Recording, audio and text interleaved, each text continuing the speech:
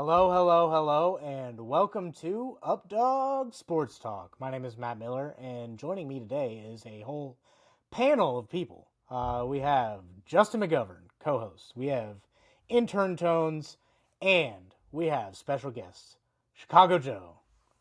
What's going on, fellas? I like how Chicago Joe is just becoming his moniker now. It kind of works though. It works. It works. I think I like intern tones a little bit better though. No. Chicago Joe. That's all you. I mean, guys, like football preseason is we're 4 days away from preseason. You know, Technically, it already passed. Hall of Fame game. Sure. We all forget about the Hall of Fame game, But they don't broadcast it, right? So it's like, call me. Justin, what are we talking about? Well, as you can tell by the fact that we have Chicago Joe on the show, we are talking about the NFC North. And look at that. Friends don't let friends be Packers fans. We'll see if any Packers fans have an answer for that one. Matt, who are we, and what are we about? We are Updog Sports Talk. We stick up for the little guy. Hence why Joe's here. And we got our start during COVID. Some news broke today that ESPN and the NFL, or I guess it was yesterday, they kind of have a partnership deal where the NFL gets 10% of ESPN and ESPN gets NFL Network. It's pretty much just becoming a one company, one entertainment company kind of media, and we're here to throw a wrench in that whole thing. We like sticking up for the little guy. We don't just like talking about the Patrick Mahomeses and Lamar Jacksons, Joe Burrows, and whatnot. We like to talk about the third string quarterback for the Chicago Bears. We like to talk about FCS all the way up, and NAIA. We'll talk about it all. So sit back, relax. Updog Sports Talk is here. It is their arch rival, the Green Bay Packers. Had to be. Yeah, had to be. Of course. So pull that up again. Packers didn't do a whole lot in terms of free agency. They brought in Aaron Banks at left guard. Solid, but I think there's still room for improvement for him. The rest, and Nate Hobbs at corner, Isaiah Simmons at will. The rest were just backups. They didn't really touch on a whole lot. So are we just hoping that they stay healthy, or what are we doing with the Packers here? I feel like, sorry, I don't know if anyone else had an opinion on that, but I feel like the Packers are relatively set. I think they are in a type of like Sean McVay situation where if Matt LaFleur like coaches his total butt off, like the team shows for it, right? Like what was it? Kind of into the early mid of last season, right? Things fell apart, right? Like you're really hoping that things kind of stay together, and they didn't, and people get injuries, but at the same time, like if like you expect things to not necessarily go your way, and the Packers really turned around, right? They made the playoffs, and you're fist fighting for a spot with the Vikings, and you still pull through, right? So it's wild to think that like they despite what happened to them last season, they were still competent enough to kind of break it into the playoffs. Yeah, absolutely. And probably looking at, I think the next step here is to look at the draft a little bit. This is where I was very intrigued because in years past, we've seen the Packers go really defense heavy in the draft, and that's what we expected. And then they surprised us all by going wide receiver in the first round for the first time in who knows how long. Bringing in Matthew Golden as their guy to finally take the top off of defenses, because obviously they've had a lot of good receivers. They've lacked someone great. We'll see if Golden becomes that guy. Savion Williams is a nice, intriguing target as well out of TCU. He's a guy that you can use in multiple ways, kind of giving them some more tools in the toolbox, if you will. Anthony Belton helps in the offensive line. They're trying to pull that together They also need, last year's first round pick, Jordan Morgan, to kind of pull together a little bit more. And then, you kind of look at the defensive side. Like, they hit some guys in the later rounds. There's not really anyone that sticks out to me as a really good steal at this current point. But overall, like, I like that they finally tried to step it up a little bit more on the offensive side of the ball, because we did see that happen where injuries hit them late in the year and the offense really trailed off. And now, obviously, if Jordan Love's playing banged up, like, there's nothing you could do about that. That's just bad luck, and that kind of hurts the whole team. But you give him more weapons, and you're kind of giving the offense a much better floor. When you look at the Packers roster, they've done a really good job in the draft. Mm-hmm. I mean, especially O-line, always O-line. You take a third or fourth round O-line, and they'll turn into first round quality. And front seven. I mean, They got Quay Walker first round, Luca Van Ness first round, Devontae Wyatt first round, Kenny Clark first round, Rashawn Gary first round, all on their defensive line linebackers. So, and then you can throw in Edgerrin Cooper in their second rounder. So they've spent a lot of capital and have hit on all those picks. So I mean, like, they aren't bringing in a whole lot of big names. Could they spend a little bit more on a receiver? Maybe.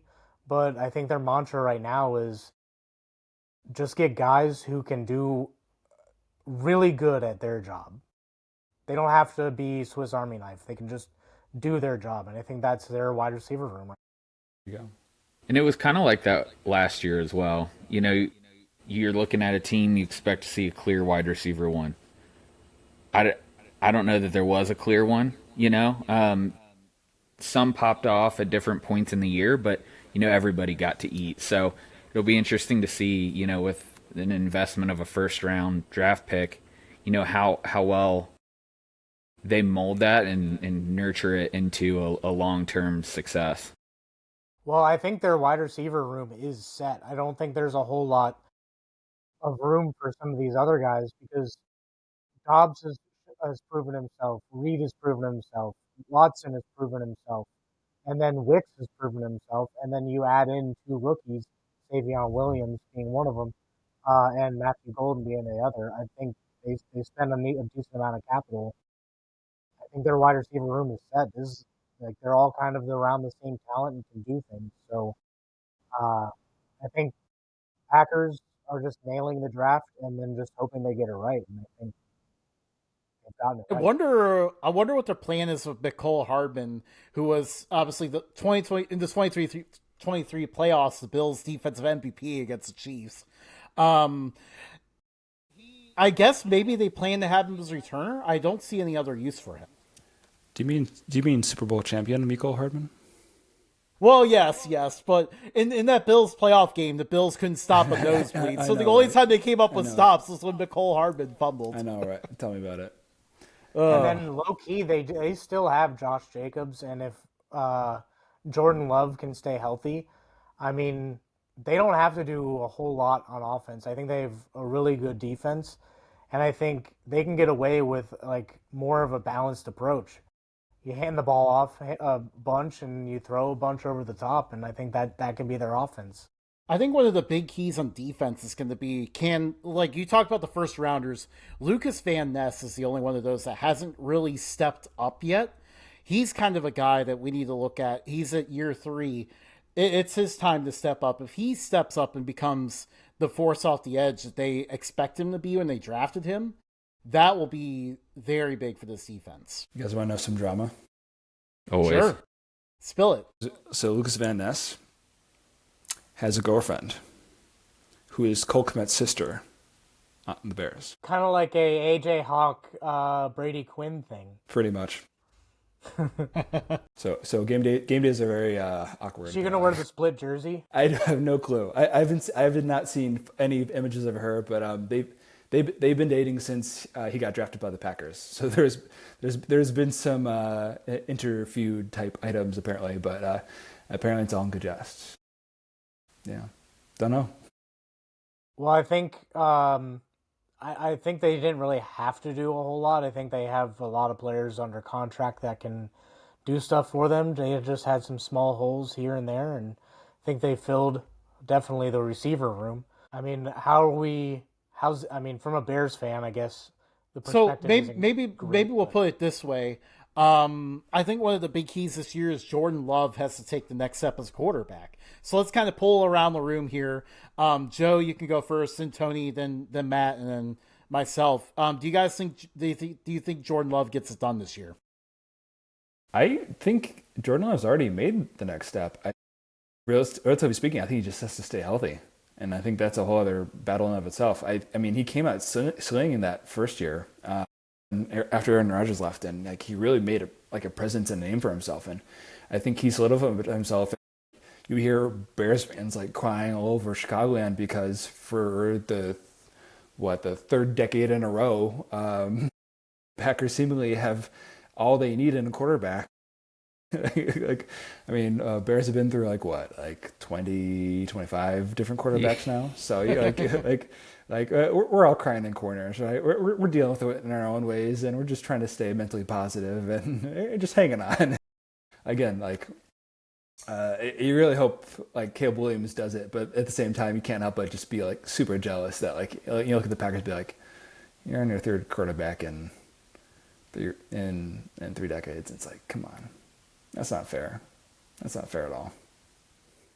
Yeah, I think Jordan Love is one of those guys. He's kind of, I don't know that he's really in your face about it, right? He kind of seems like he's doing well, but you don't hear a lot of storylines. There's not oh, he's breaking out. There's not a lot of hype around him.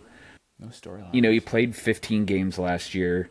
63% completion, 3,400 yards almost, 25 touchdowns. So, I mean, he's getting it done. When you, after Matt was talking about the receivers, I was looking at their wide receiver room, and, Jaden Reed had over 1,000 yards when you combine rushing.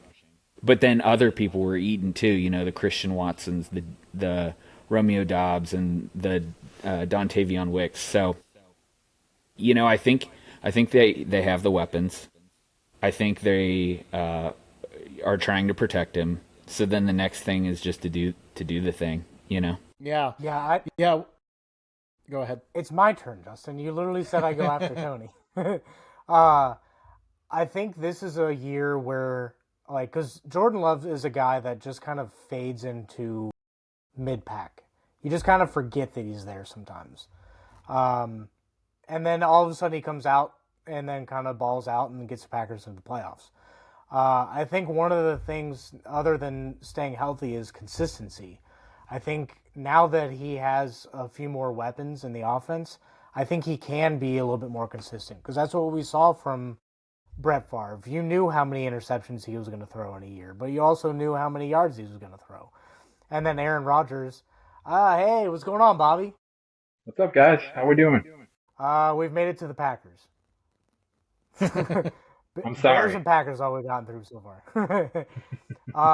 We're just saying that Jordan Love, this year, if he can stay healthy, he might be able to get pretty far into the playoffs, or at least that's what I'm saying.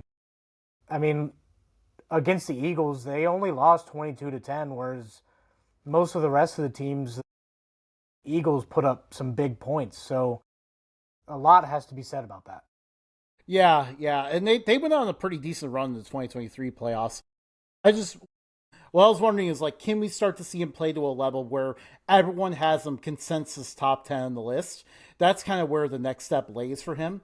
But I think he could get there. I think Matthew Golden is kind of a good piece that can kind of help them along the way.